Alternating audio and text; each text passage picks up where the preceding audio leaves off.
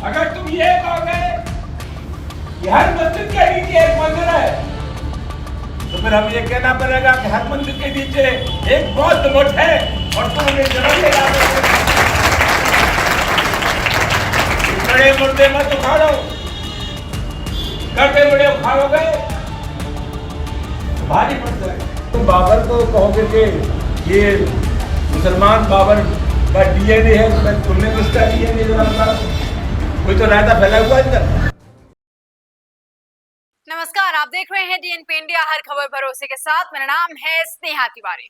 दोस्तों, रामजी लाल सुमन फिलहाल पूछ रहे हैं कि अगर मुसलमानों में बाबर का डीएनए है तो तुम में किनका डीएनए है? मेरे हिसाब से एक डीएनए तो इनका और समाजवादी नेताओं का भी होना चाहिए कि पता चले आखिर उनमें कौन सा वाला डीएनए बह रहा है। क्या ये वही पार्टी है जो कभी विकास की बात किया करती थी? क्या ये वही पार्टी है जो कभी समाज को साथ लेकर चलने की बात करती थी? दोस्तों, साफ बात है, मुख्यमंत्री योगी आदित्यनाथ ने लोकसभा चुनाव के दौरान एक बयान दिया था, एक बात बोली थी कि बटोगे तो कटोगे, जिसका परिणाम भी देखने को मिला था, जिसका रिजल्ट भी देखने को मिला था। और अब ये बात समाजवादी पार्टी के नेताओं को बड़े अच्छे से समझ में आ गई है कि अब हिंदू जो हैं वो एकजुट हो रहे हैं और इसी वजह से ये जनाब हिंदुओं से उनका डीएनए पूछ रहे हैं। दोस्तों, रामजी लाल सुमन जो कुछ कह रहे हैं ये सुनने के बाद आपका भी खून जरूर खौलेगा। और दिक्कत की बात तो ये है कि समाजवादी पार्टी के सुप्रीमो अखिलेश यादव अपने नेता, अपने सांसद की पीठ थपथपा रहे हैं। लेकिन आज जनता जवाब जरूर पूछेगी कि जब आप ऐसे सरेआम लोगों से उनका डीएनए पूछ रहे हैं तो समाजवादी पार्टी के नेताओं का डीएनए भी पूछा जाना चाहिए कि आखिर उनमें कौन सा वाला डीएनए दौड़ रहा है। क्या ये समाजवादी विकास की बात कर रहे हैं या सिर्फ वोट बैंक की राजनीति चमकाने के लिए कुछ एक तबके को खुश करने की राजनीति कर रहे हैं? ये पूछा जाना चाहिए। दोस्तों, उत्तर प्रदेश में अखिलेश यादव पीडीए की बात बार बार कर रहे हैं। पीडीए की बार बार बात करने से उनको लगता है कि इनका कहना है कि 90% पीडीए उत्तर प्रदेश में है और इन्हीं को एकजुट करने की कोशिश में लगे हुए हैं अखिलेश यादव। तो मान लिया जाए दोस्तों कि इस तरीके के जो बयान फिलहाल अखिलेश यादव या रामजी लाल सुमन के तरफ से जो आ रहे हैं वो सिर्फ इन्हीं पीडीए को खुश करने के लिए किए जा रहे हैं और चाहे इनसे तो सारा समुदाय गुस्सा हो जाए, लेकिन इनको फिक्र बस अपनी वोट बैंक की है, इनको फिक्र बस अपनी वोट बैंक वाली राजनीति की है। सबसे पहले सुनिए कि समाजवादी पार्टी सुप्रीमो अखिलेश यादव क्या कुछ कह रहे हैं। अगर कोई हमारे रामजी लाल सुमन जी या किसी भी कार्यकर्ता का अपमान करेगा तो हम लोग भी समाजवादी लोग उसके साथ खड़े दिखाई देंगे, उसकी सम्मान की लड़ाई लड़ने का काम करेंगे। और ये सेना वेना सब नकली है, याद रखना। हिटलर ने भी बनाई थी एक ट्रूपर। हिटलर अपने समय पर एक फौज रखता था, अपने कार्यकर्ताओं को पुलिस की वर्दी पहना देता था, फौज की वर्दी पहनाता था, फिर अपने विरोधी लोगों को पिटवाता था। उसका नाम था ट्रूपर्स, कहा करते थे उसे। ये बीजेपी वालों की ये ट्रूपर है, ये जो सेना दिखाई दे रही है ये कोई सेना वेना नहीं है, सब बीजेपी वाले लोग हैं। तो दोस्तों, साफ हो गई है बात कि मुख्यमंत्री योगी आदित्यनाथ ने जब बोला कि बटोगे तो कटोगे, तो उसका जवाब अखिलेश यादव अब इस तरीके से दे रहे हैं कि भाई 90% पीडीए को एक साथ लेकर चलना है। बटोगे कटोगे के जवाब है नहीं अखिलेश यादव के पास, समाजवादी पार्टी के पास। इनको नहीं समझ में आ रहा है कि उत्तर प्रदेश की में अपनी राजनीति कैसे ये संभाल पाएंगे, क्योंकि अगर आप देखेंगे पिछले चुनाव को, विधानसभा चुनाव को देख लिया जाए या लोकसभा चुनाव को देख लिया जाए, तो आपको पता चलेगा कि अखिलेश यादव की परफॉर्मेंस कैसी रही है। विधानसभा चुनाव में तो इनकी लहर गूंज रही थी, लोग कह रहे थे कि जीतेंगे तो सिर्फ अखिलेश यादव, लेकिन उसके बावजूद भी अखिलेश यादव जीत नहीं पाए, मुख्यमंत्री नहीं बन पाए। अब ऐसे में जब 2 बार कोई मुख्यमंत्री की कुर्सी से पीछे रह जाता है तो उसको पता है कि वो उस रेस में बहुत पीछे रह गया है। क्षेत्रीय पार्टी है, उत्तर प्रदेश की पार्टी है, माना कि पूरे देश की अगर मैं बात करूं तो वहां पर इनका रुतबा ज्यादा है। विपक्ष की मैं बात करूं तो विपक्ष में समाजवादी पार्टी का जो गिनती है वो बड़ी पार्टियों के तौर पे होती है, लेकिन उत्तर प्रदेश की कुर्सी से ये लगातार अछूते हैं। और ये बात ये बहुत अच्छे से जानते हैं कि जब तक उत्तर प्रदेश में मुख्यमंत्री योगी आदित्यनाथ हैं, तब तक अखिलेश यादव की कुर्सी बहुत दूर है, वो सपना बहुत दूर है।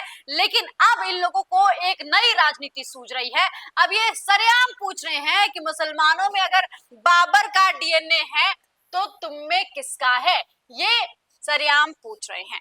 दोस्तों ऐसे में बवाल तो मचना ही था, लोग प्रदर्शन कर रहे हैं। और इससे पहले भी जब रामजीलाल सुमन ने राणा सांगा पर एक बयान दिया था, उन्हें गद्दार बोला था, तो उसके बावजूद भी हमने देखा कि किस तरीके से उत्तर प्रदेश में हलचल मची हुई थी। सड़कों पर लोग उतर आए थे, उनसे माफी की मांग कर रहे थे। करनी सेना ने तो अल्टीमेटम तक दे दिया था कि भाई अगर माफी नहीं मांगेंगे तो फिर दिक्कत हो जाएगी। तो ऐसे में लेकिन इन लोगों को पता है कि इन लोगों को माफी मांग लिया जाएगा, ये लोग माफी मांग लेंगे तो फिर मामला खत्म हो जाएगा, मामला रफा दफा हो जाएगा, फिर कैसे ये लोगों की राजनीति चमकेगी। और इसी वजह से ये लोग जानबूझ के खींचतान कर रहे हैं, इसमें एक के बाद एक बयान दे रहे हैं ताकि ये अपनी राजनीति को चमका सके। देखते हैं दोस्तों आखिर क्या कुछ बोला है। सबसे पहले रामजीलाल सुमन ने, रामजीलाल सुमन कहते हैं, तुम कहते हो हर मस्जिद के नीचे मंदिर है, तो हमें ये कहना पड़ेगा कि हर मंदिर के नीचे बौद्ध मठ है। अगर कहोगे कि मुसलमान में बाबर का डीएनए है तो तुम में किसका डीएनए है, जरा ये भी बता दो। रामजीलाल सुमन ने करनी सेना पर भी हमला बोला, कहा कि पहले हम 3 सेनाओं के बारे में सुना था, वायु सेना, थल सेना और नौसेना, लेकिन अब एक नई सेना पैदा हो गई है। तो ऐसे में आपको भी याद होगा अखिलेश यादव ने भी बोला था कि भाई करनी सेना कुछ नहीं है, वो हिटलर्स के ट्रूपर्स की तरह काम कर रही है, जो बीजेपी के लिए काम कर रही है। और यहाँ पर वही बयान इनके नेता रामजीलाल सुमन भी दोहराते हुए दिख रहे हैं कि करनी सेना जो है वो कुछ नहीं है, बल्कि ऐसे ही है। मामला कहाँ से शुरू हुआ था ये हमने आपको पहले ही बता दिया है। मामला तब शुरू हुआ था जब उन्होंने राणा सांगा को लेकर बयान दिया था, जिसमें बोला था कि राणा सांगा जो है वो गद्दार हैं। यहीं पर मामला शुरू हुआ था, लेकिन अखिलेश यादव को लग गया कि अब ऐसे ही अपनी राजनीति चमकाई जा सकती है, और इसीलिए 19 तारीख को वो आगरा भी पहुंच रहे हैं। लेकिन राणा सांगा जयंती के दिन पर करनी सेना ने सड़कों पर उतरकर रामजीलाल सुमन के खिलाफ मोर्चा खोल दिया और लहराती तलवारें, लहराते झंडों के साथ इनसे माफी मांगने की अपील की। लेकिन दोस्तों अब सवाल ये है कि जब ये सरेआम पूछ रहे हैं कि मुसलमानों में बाबर का डीएनए है तो तुम में किसका है, तो एक डीएनए तो पूछना चाहिए इन लोगों से भी कि भाई अगर आप इस तरीके की राजनीति कर रहे हैं तो आप में किन का डीएनए है। क्योंकि समाजवादी पार्टी तो समाज के विकास की बात किया करती थी। ये जनाब तो फॉरेन से पढ़ कर आए हैं अखिलेश यादव, और कहते थे कि मैं जब मुख्यमंत्री बनूंगा तो उत्तर प्रदेश को चमकाने का काम करूंगा, उत्तर प्रदेश को उत्तम प्रदेश बना दूंगा। लेकिन अफसोस की बात ये है कि ये पीडीए करते फिर रहे हैं इस वक्त अपनी राजनीति को चमकाने के लिए। फिलहाल एक से बढ़कर एक ऐसी बातें बोल रहे हैं जिसका कोई औचित्य नहीं है, लेकिन उसके बावजूद भी ये कैसे मुख्यमंत्री बनेंगे, आगे क्या कुछ करेंगे, ये तो भगवान ही जानता है किस तरीके की राजनीति ये कर रहे हैं। लेकिन इन पर सवाल पूछना जाना बेहद जरूरी है। दोस्तों क्या ये वही समाजवादी पार्टी है जो बार बार कहती है कि हम समाज के विकास की बात करेंगे, समाज को उत्थान के लिए काम करेंगे, हम सबके साथ सबके विकास की बात करेंगे। हालांकि उत्तर प्रदेश के मुख्यमंत्री योगी आदित्यनाथ इनकी ऐसी राजनीति चलने तो देने वाले नहीं है, ये बात इनको भली भांति समझ में आ चुकी है। और इसीलिए जो इस तरीके के बयान आ रहे हैं तो आप मान लीजिए ये वो शोर है जो समझ चुका है कि अब इनकी राजनीति खात्मा की ओर है, अब इनकी राजनीति नहीं चमक सकती है, और इसीलिए इस तरीके के बयान आ रहे हैं। अखिलेश यादव को सुन लीजिए आप, रामजीलाल सुमन को सुन लीजिए आप, आपको पता चलेगा कि इनके बयान में किस तरीके की नफरती बातें भरी हुई हैं। ये करनी सेना को भी बता रहे हैं कि कोई सेना नहीं है, लेकिन सवाल तो पूछा जाना जरूरी है ना कि राणा सांगा को आपने पहले गद्दार बता दिया और अब आप खुलेआम डीएनए मांग रहे हैं। तो अब जब मुख्यमंत्री योगी आदित्यनाथ कहेंगे कि बटोगे तो कटोगे, तो कहीं ना कहीं अखिलेश यादव ये समझ चुके हैं कि इनकी राजनीति पर भी कहीं वार किया जा रहा है, इनकी राजनीति को भी तोड़ने की कोशिश की जा रही है। जिसका जवाब अखिलेश यादव क्या लेकर आए कि हम पीडीए की राजनीति करेंगे,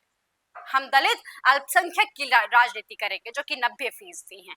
लेकिन समझना जरूरी है दोस्तों कि जब इस तरीके की बात कोई कर रहा है, जब डीएनए मांग रहा है, तो क्या वो वाकई समाज के उत्थान की बात कर रहा है? क्या वो वाकई उत्तर प्रदेश को उत्तम प्रदेश बनाने की बात कर रहा है? क्या वो वाकई समाज के विकास की बात कर रहा है? ये तमाम सवाल फिलहाल समाजवादी पार्टी के नेता और समाजवादी पार्टी सुप्रीमो अखिलेश यादव से पूछे जाने चाहिए। दोस्तों, इस खबर में फिलहाल के लिए इतना ही। देखते रहिए JNP इंडिया, हर खबर भरोसे के साथ।